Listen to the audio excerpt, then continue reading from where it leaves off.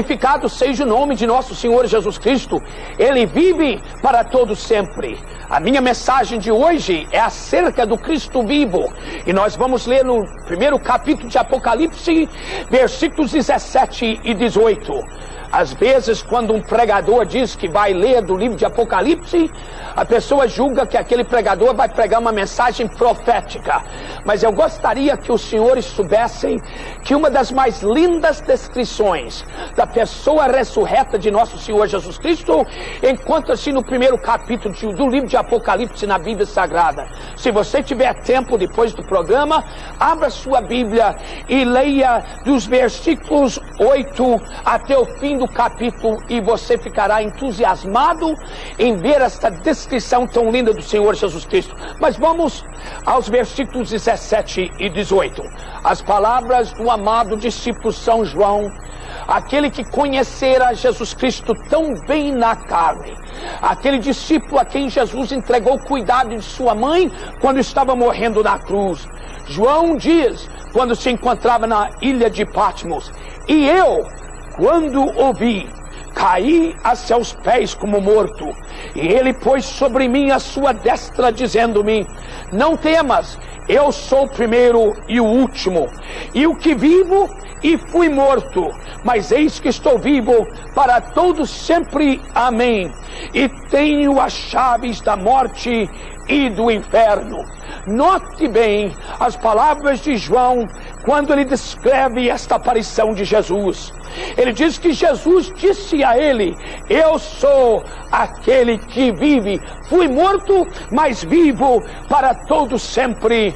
Amém. Não é necessário que se viaje em muitos países do mundo de hoje, nem tampouco é necessário que se pregue o Evangelho em muitos países para reconhecer que a humanidade está dividida em duas classes de pessoas. A humanidade não está dividida entre os ricos e os pobres, os sábios e os indoutos. A humanidade não está dividida entre os pretos e os brancos, entre os americanos, russos, chineses e brasileiros. Mas a humanidade hoje está dividida entre aqueles que amam a Jesus Cristo e aqueles que odeiam a Jesus Cristo. Quando Deus do seu trono nos altos céus olha aqui no planeta Terra, Ele não vê o povo dividido em raças, em nações, em culturas, em línguas, mas Ele vê o povo dividido entre aqueles que amam a Jesus Cristo, que receberam a Jesus Cristo, e aqueles que o negaram e o rejeitaram e odeiam a pessoa de Jesus. Satanás e suas legiões de demônios, seus principados e potestades, têm declarado guerra fatal contra a pessoa de Jesus Cristo.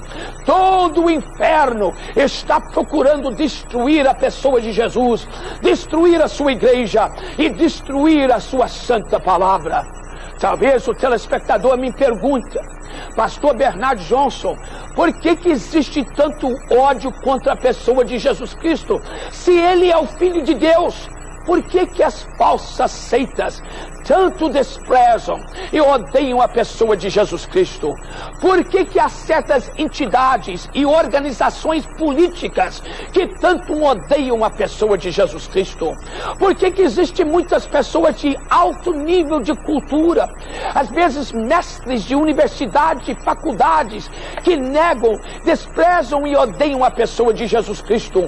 Por que existem homens que dizem pertencer ao clero, mas que negam o nascimento virginal de Jesus, negam o poder do sangue que Ele derramou na cruz do Calvário, e negam o seu poder ressuscitador, negando que Ele ressuscitou no terceiro dia? Por que existe tanto ódio contra a pessoa de Jesus Cristo? Viaja aí pelo mundo como eu viajo. Visite muitas nações e você descobrirá que existe este ódio. Eu vou responder a sua pergunta. Sabe por que existe tanto ódio contra Jesus? Porque Jesus está vivo. Ninguém odeia um defunto. Até os piores ditadores, os piores homicidas, os piores criminosos, uma vez mortos, são esquecidos pela humanidade, ou senão os homens procuram dizer algo de bom acerca dessas pessoas. Eu poderia fazer lembrar-vos de figuras históricas do passado, como seja o Alexandre o Grande, Napoleão Bonaparte, ou mais recentes figuras da história como Hitler, Stalin e outros. Esses homens foram responsáveis pela morte de milhões de pessoas. Hitler matou milhões de judeus, tirou jovens do seio de suas famílias e os enviou para guerrear, para matar e para serem matados. Mas hoje é impossível odiar um Hitler. Nem os judeus podem mais odiá-lo, porque uma vez que o homem está morto, uma vez que o homem é defunto, é impossível odiá-lo. A gente só pode odiar alguém que está vivo, alguém cuja influência se sente, cuja voz se ouve. Se Jesus tivesse permanecido na sepultura, todo mundo falaria bem dele. Eles diriam que ele foi um grande filósofo, que foi um grande mestre, falariam bem de Jesus. Mas Jesus hoje é odiado em muitas vidas e em muitas regiões do mundo, porque ele está vivo e vivo para todo sempre. Jesus ainda anda por cima das águas, ele ainda acalma a tempestade, ele ainda abre os olhos do cego, ele ainda limpa o leproso, ele ainda transforma o pecador. Jesus vive e vive para todos sempre. É o único que ressuscitou dentre os mortos, é o único que teve a coragem de dizer: destrui este templo que é o meu corpo e eu o edificarei em 3 dias. Ele foi o único que teve a coragem de dizer: assim como Jonas passou 3 dias no ventre do peixe, o Filho do Homem passará 3 dias no ventre da terra. Ele foi o único líder da história que teve a coragem, a ousadia de dizer: eu me ressuscitarei, eu me levantarei no 3º dia. Meus amigos, existem muitos grandes chefes religiosos. Poderíamos falar de Buda, de Confúcio, de Maomé, de Joseph Smith, de Hare Krishna e muitos outros, mas todos eles continuam mortos. As suas sepulturas existem, eles não ressuscitaram. Mas existe do lado de fora dos muros da antiga cidade de Jerusalém uma sepultura que continua aberta. Eu já estive lá e alguns de vocês já visitaram lá na cidade de Jerusalém. Ao aproximar-se daquela sepultura, de longe você vê que ela está aberta, e se entrar lá dentro você testemunhará que o túmulo de Jesus está vazio. E eu creio que os ouvidos do Espírito e da alma, nós ainda poderíamos ouvir a voz dos anjos dizendo às mulheres e aos seus discípulos: ele não está aqui, ele ressuscitou. Jesus está vivo, Jesus vive para todos sempre. Ele é o Senhor da glória, ele tem toda a autoridade no céu e na terra. Ele não é como os demais homens, ele ressuscitou e vive para todos sempre. E se ele está vivo, então ele pode lhe ajudar. Se ele está vivo, ele pode interceder em seu favor. Se ele está vivo, ele pode curar as suas enfermidades. Se ele está vivo, ele pode lhe libertar do pecado. Ele está vivo, e uma das maiores provas é o ódio que os homens têm contra ele. É impossível odiar um defunto. É impossível odiar o pior criminoso homicida que já morreu. Só se pode odiar uma pessoa viva. E Jesus está vivo e vivo para todo sempre. E ele quer lhe ajudar. Um Cristo morto, um chefe religioso morto, continua como defunto, não pode ajudar ninguém. Mas um Cristo ressurreto pode ajudar a transformar a vida, pode libertar da opressão, pode curar as enfermidades. Ore comigo agora. Você precisa de um encontro com esse Cristo vivo. Talvez você já está cansado de seguir um Cristo morto num pedaço de pau ou num pedaço de metal. Venha para Jesus. Senhor, salve os telespectadores agora. Transforme as suas vidas, Senhor. Aquele que no desespero e na angústia clama por Ti, Senhor. Salva a sua vida. Transforme e perdoa os seus pecados. Em nome de Jesus. Amém. Bom dia, telespectador. Daremos continuação e prosseguimento ao assunto que iniciamos no sábado passado, acerca da ressurreição de nosso Senhor Jesus Cristo. Nós cremos que Cristo ressuscitou Porque, em primeiro lugar, a Bíblia Sagrada, que é a palavra de Deus, nos confirma, a história também confirma, mas no programa de hoje e no próximo sábado, eu quero dar as 3 autênticas provas do Cristo ressurreto.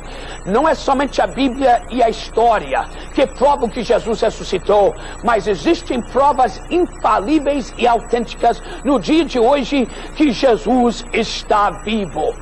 Agora, eu fui convidado algum tempo atrás para proferir uma palestra numa universidade. Quando eu cheguei ali, estavam reunidos diversas centenas de pessoas e pediram que eu falasse acerca de Jesus Cristo e da fé evangélica.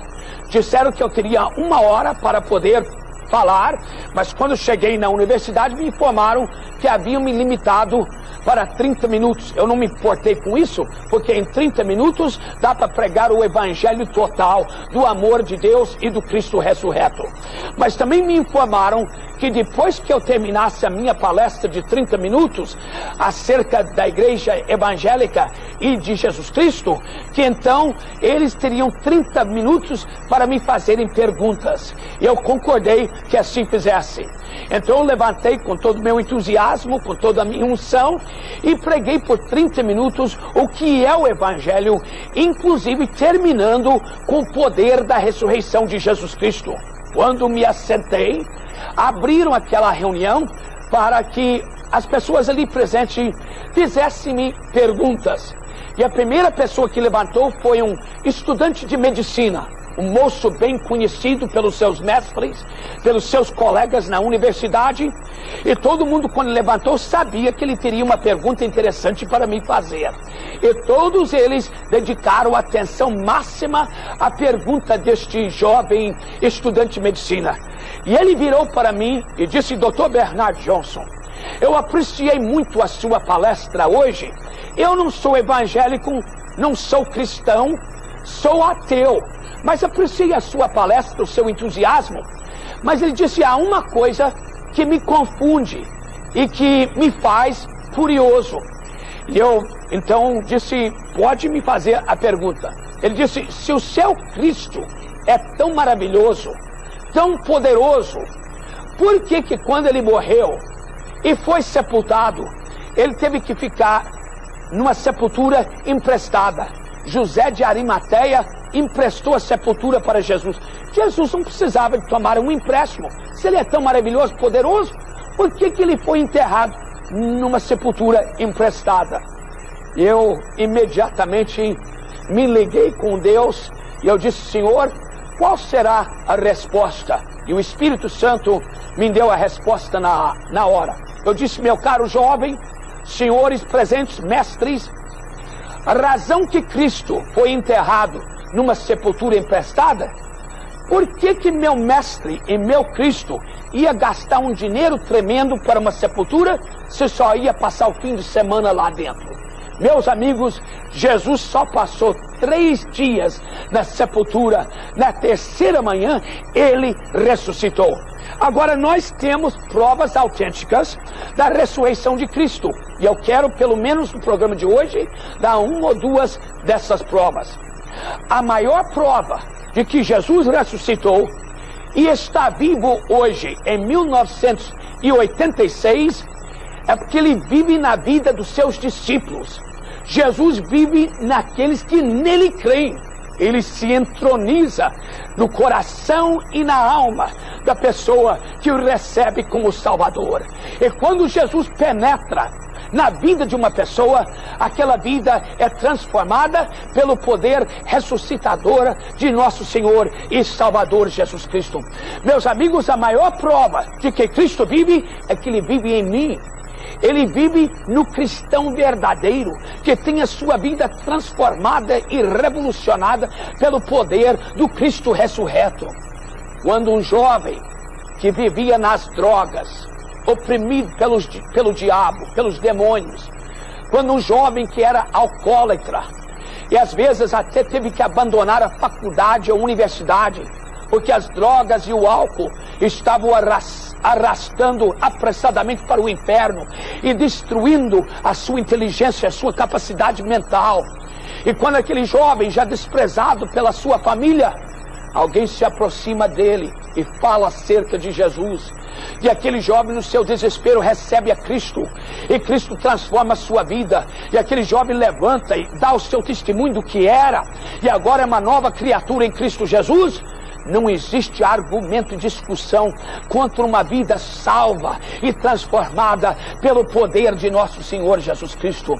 A maior prova de que Cristo vive hoje é que Ele vive na vida dos seus discípulos, os cristãos, os crentes verdadeiros, que são transformados pelo seu Evangelho e transformados pelo seu poder ressuscitador.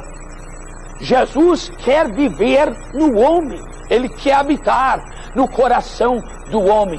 Mas permita-me dizer-lhe alguma coisa, telespectador. Se o mundo odeia o mestre, o mundo odiará também o discípulo. Jesus disse: bem-aventurados sois vós, quando vos perseguirem e injuriarem, e disserem todo mal contra vós por minha causa.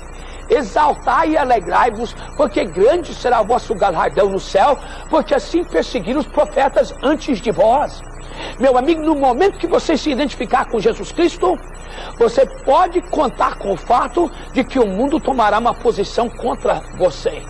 O mundo lhe recebe de braços abertos, enquanto você faz parte dele. Enquanto você bebe, toma drogas, gasta dinheiro naquilo que não é pão, paga uma cachaçazinha para os companheiros lá no botequim, ou no bar, ou no restaurante, todo mundo é seu amigo.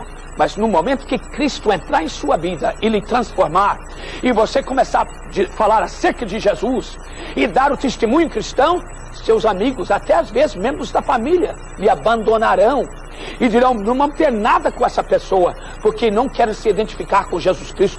Mas a pessoa que tem Jesus residente em sua vida vai falar de Jesus, vai cantar de Jesus, vai assobiar Jesus, vai andar Jesus. E qualquer pessoa que chegar perto desta pessoa, crente cristão, vai ouvir falar acerca de Jesus. É por isso que o mundo não gosta do crente, porque o crente tem que falar acerca do seu mestre, acerca do seu Cristo, tem que dar testemunho da obra de Deus em sua vida. E o povo mundano não aceita esse testemunho, não aceita o fato de que Jesus possa viver na vida de um indivíduo. Mas, meu amigo, Jesus quer passar a habitar em sua vida. Ele quer transformar sua maneira de viver. É por isso que 2 Coríntios, capítulo 5, versículo 17 diz: aquele que está em Cristo Jesus, nova criatura é. As coisas velhas passaram e eis que tudo se fez e faz novo. Jesus transforma a vida do homem através do seu poder ressuscitador. Se Jesus não tivesse ressuscitado, ele ainda estaria morto, e um defunto não tem poder para transformar uma vida. Mas Jesus transforma porque ele ressuscitou. Ele está sentado à destra de Deus Pai. Ele intercede por nós. Ele é o Salvador, Ele é o Senhor, Ele é o remidor, Ele é o justificador, Ele é o santificador. Ele quer transformar a sua vida, Ele quer passar a habitar na sua vida. A maior prova de hoje em dia de que Cristo vive é o fato de que Ele vive em nossas vidas. O seu amor, a sua graça, o seu perdão, a sua misericórdia e o seu poder se manifestam através do crente e do cristão que conhece o Cristo ressurreto.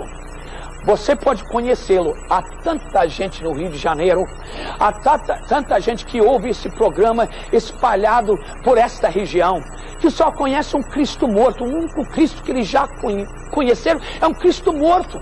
Sai numa procissão aí, carrega um Cristo morto, mas nós estamos pregando um Cristo vivo que transforma a sua vida. Você pode recebê-lo agora. Ore comigo neste momento. Senhor Jesus, nós declaramos que Tu és o Cristo ressurreto. Tu és o Cristo, o Filho do Deus vivo, que tem poder para salvar e transformar vidas.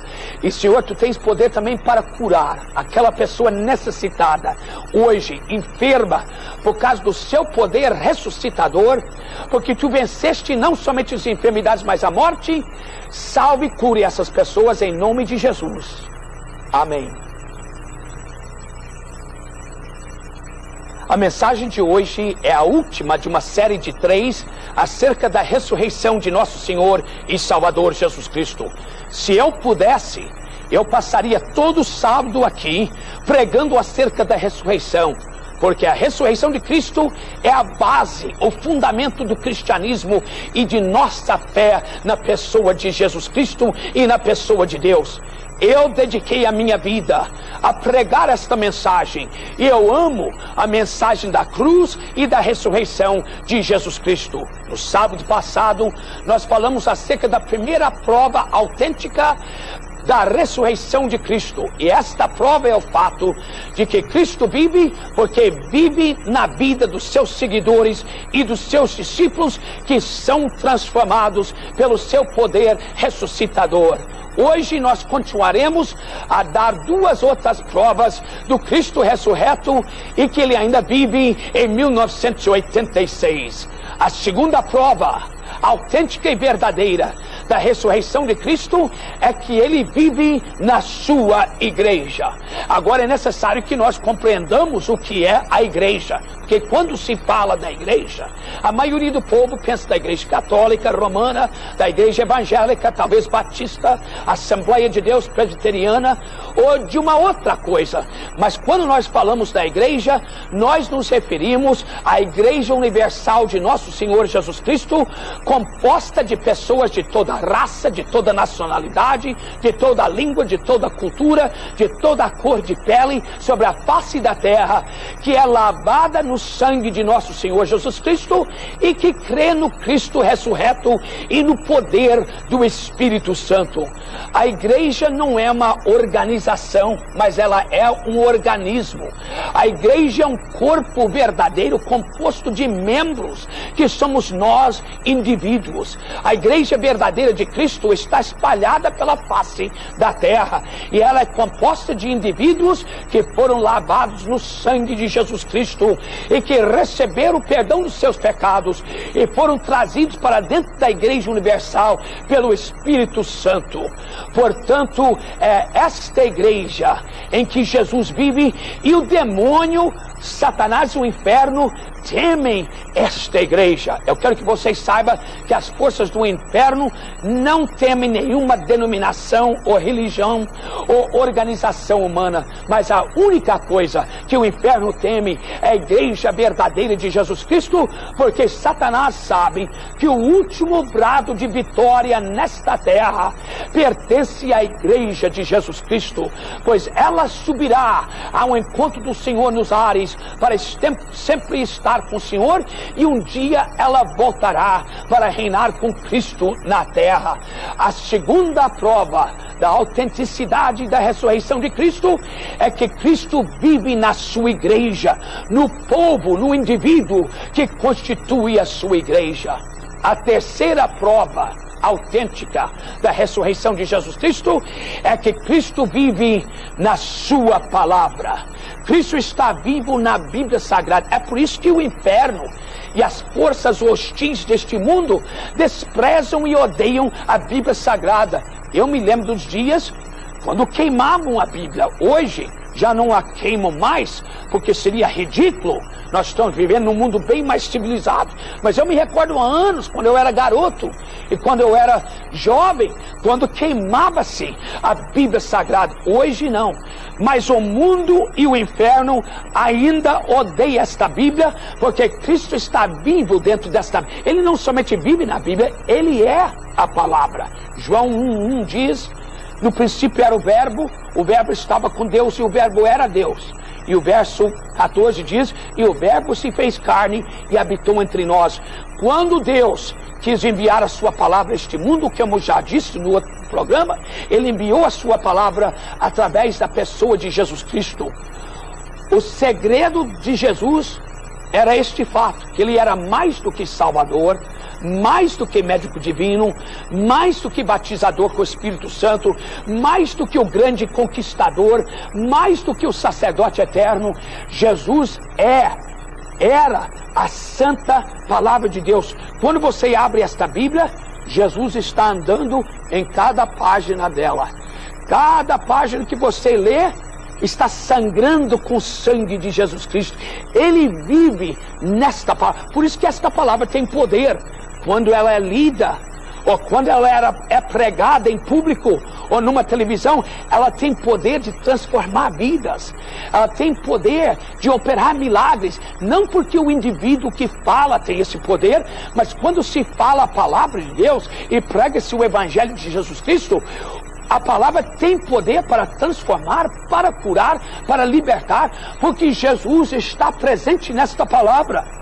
Nas nossas reuniões por este mundo afora, nas nossas grandes cruzadas, quantas pessoas são curadas antes de receberem a oração? São curadas pelo poder da palavra de Deus, porque Jesus está presente, está vivo dentro da santa palavra de Deus. E é por isso que a palavra, a Bíblia, tem poder. E o inferno odeia esta palavra. Os homens do mundo não a compreendem e a desprezam, porque não querem reconhecer o poder que existe nessa palavra. Cristo vive na palavra. Ele opera milagres pela palavra. Quantas vezes no ministério terrestre de Jesus, quando ele era limitado e só podia visitar uma cidade, uma vila de cada vez, e depois tinha que viajar para outra região, mas quando alguém enfermo chegava, ele enviava sua palavra, ele simplesmente pronunciava uma palavra, e porque Jesus era a palavra do Pai, a palavra que ele pronunciava viajava uma distância enorme e curava a pessoa enferma e libertava o oprimido. Jesus está presente na palavra. Em primeiro lugar, a maior prova da ressurreição de Cristo é que ele vive na vida dos seus discípulos. A segunda grande e autêntica prova, ele vive na sua santa igreja, a igreja universal. E a terceira prova autêntica que Cristo vive, ele vive na palavra. Há muitas pessoas hoje que o único Cristo que conhecem, o único Jesus que conhecem é um Jesus histórico. Ouvem falar de Jesus, mas não reconhecem, não sabem que Jesus está vivo hoje. Outros, o único Cristo que conhecem é um Cristo decorativo, um colar, um crucifixo que carrega no pescoço de prata ou de ouro, ou um quadro de Jesus na última ceia, na última comunhão, que está pendurado na sala da casa. Outras pessoas, o único Cristo que conhecem é um Cristo que usam quando necessitam dele, mas não o servem.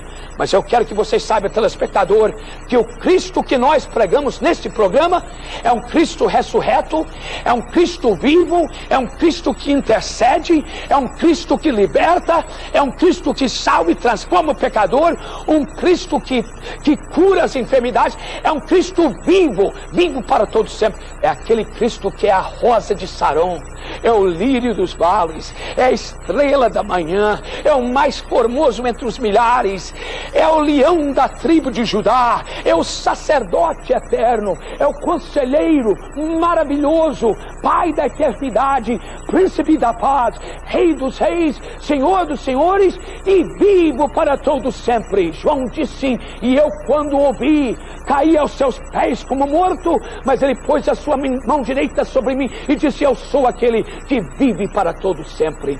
Se Jesus vive, e nós provamos não somente pela Bíblia e pela história que ele vive, mas provamos que ele vive na vida daqueles que o seguem, na sua palavra e na sua igreja.